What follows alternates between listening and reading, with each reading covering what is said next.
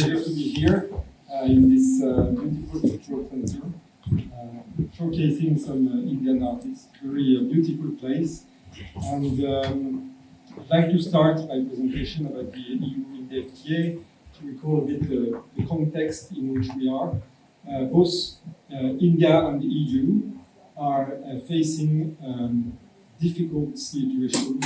The world as it is now is complex with, for Europe, for France, on the one side, the US that is closing itself to some of our brands, to some of our companies, and also from the East, China that is more and more taking market shares on some of our key markets.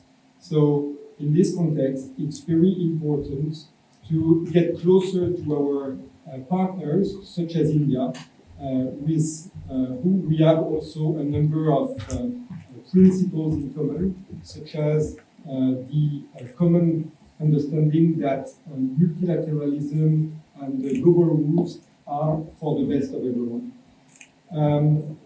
India is very unique. India is very unique for many aspects. The growth was recently recorded at 6%, and if we look at the previous years, we have a growth between 5 and 8%.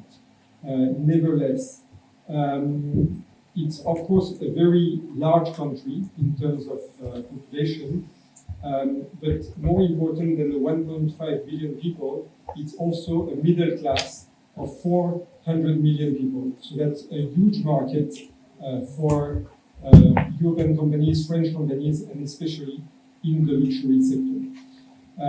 But also India is a country with high tariffs.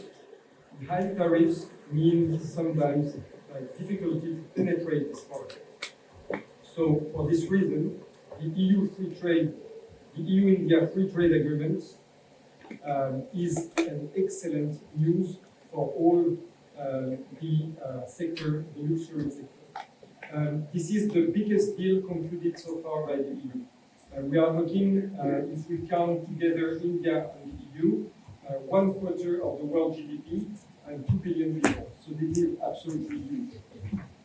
So after this introduction, explaining why India is so important for France and Europe, and why we should really try to understand better this market and be present there, I will go to the core of my presentation, that is the content of this agreement. First, this agreement is composed of 19 chapters. 19 chapters from trading goods, trading services, intellectual property, trade and sustainable development. We are now going not only for tariffs, but for a wide range of provisions. What is not in this agreement is things that may be of a lesser interest to the luxury sector, such as government procurement, sectoral annexes. Usually we have sectoral annexes about, for example, automotive, investment liberalization. So this actually is quite important for it. But the rest is there, so we can really speak about a comprehensive agreement, not only focusing on tariffs, but with a much wider scope. Now I will go a bit into the details of some of the provisions that will be of particular importance for you. First one is tariffs, of course. Tariffs will be liberalized for more than 90% on both sides.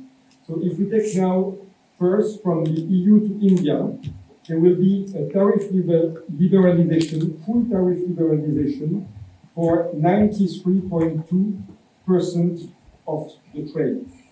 If we add the TRQs, so that's the quotas, the tariff rate quotas, then we go up to 96.5%.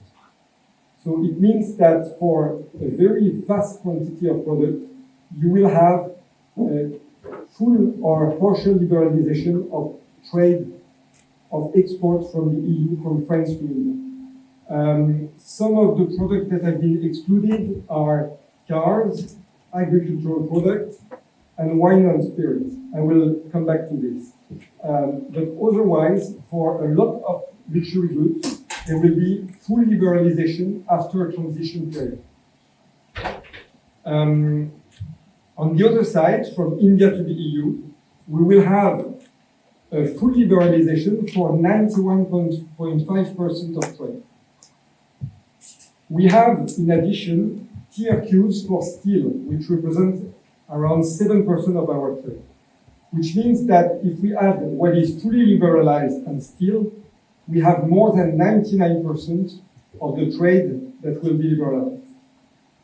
What will not be really liberalized is really a fraction from India to the EU and mainly into the agricultural sector.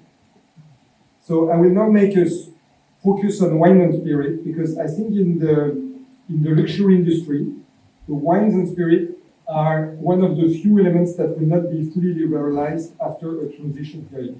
So for wines and spirit, what we will have from day one is a cut of 50% of the current duties. So we will move from 150% to 75% on day one.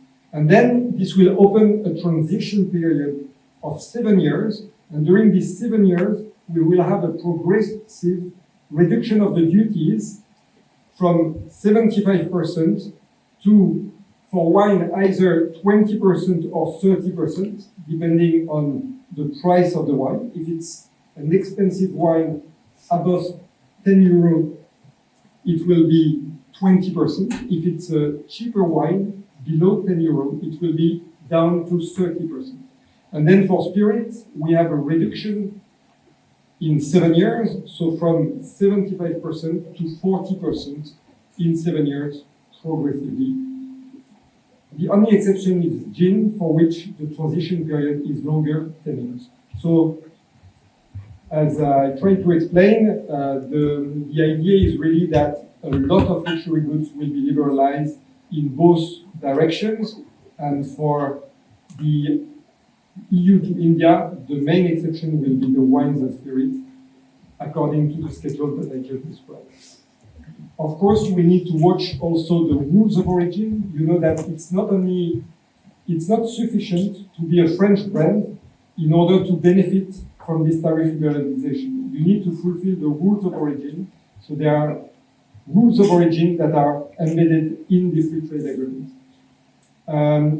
Look also at the intellectual property provisions. We have a TRIPS plus agreement, meaning that in addition to what India and the EU committed in terms of intellectual property in TRIPS, there are some additional provisions. Last, maybe non-tariff barriers, just to say that there are also provisions to facilitate customs trade between the two entities. But I would like now to conclude on the content of the agreement, just to mention two things. The first thing is that in addition to these provisions that are legal provisions and that will apply, there are also a number of dialogues that will be created. And this has a true value, meaning that if you have an issue, there is always this dialogue that enables you to discuss this issue and maybe to solve this issue. So that's also a very important part of the agreement, is the number of dialogues that are created, be it on industrial goods, for example, or other elements such as intellectual property. And the second element that I wanted to mention is the Access to Market website. With the Access to Market website, you will be able, by indicating the HS code of your product, the origin and the destination, to have all the information about the tariffs that applies, the rules of origin, as well as the regulation that your product should comply with. So it's a very useful tool for exporters. Before I conclude, I'd like to explain a bit what are the next steps. So the negotiations were actually concluded in January this year. So now we are in a phase that we call the legal scrubbing, meaning that we are exchanging between Indian lawyers, EU lawyers, about the text in order to find the final form of this agreement. Once we have the final form, that it is legally okay, then we will have a Commission proposal. This Commission proposal will go both to the Council and the European Parliament, which are the two legislators, if you want, of the EU. This Commission proposal is expected for this summer, if everything goes well. Now, when we talk about the future, you know that you always take a risk. So I cannot guarantee anything, but this is the plan. Okay, of course, if the lawyers take more time for the legal scrubbing, this can delay the whole process. But normally, we expect during this summer to have the Commission proposal on the table. And then the first one to look at the text will be the Council. And the Council will take two important decisions on this text. At the qualified majority, which from the outset seems to be okay now. There are not countries that have publicly opposed this agreement.